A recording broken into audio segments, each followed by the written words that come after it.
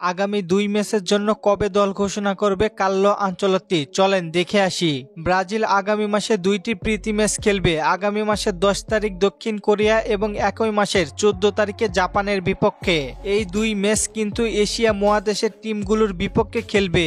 এখন থেকে 2026 সাল পর্যন্ত যতগুলো ম্যাচ খেলবে সেইগুলো সব ফ্রেন্ডলি ম্যাচ খেলবে।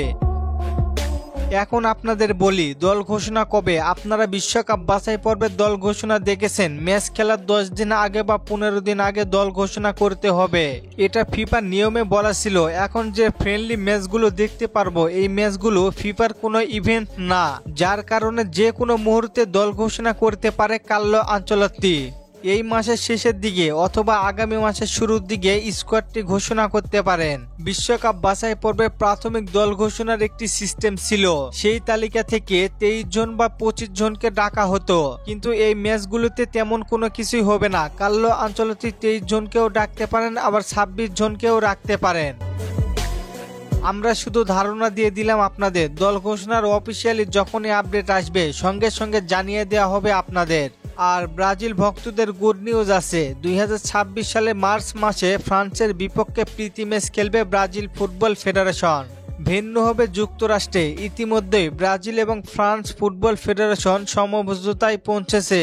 এটা 100% কনফার্ম নিউজ। এই 2 ম্যাচের আপডেট পেলে আমি তো আসি, জানিয়ে দিব আপনাদের। এবং পরবর্তী ভিডিও কি নিয়ে দিব অবশ্যই কমেন্টে জানিয়ে দিন। আর চলেন আপনাদের কমেন্টগুলো দেখে আসি।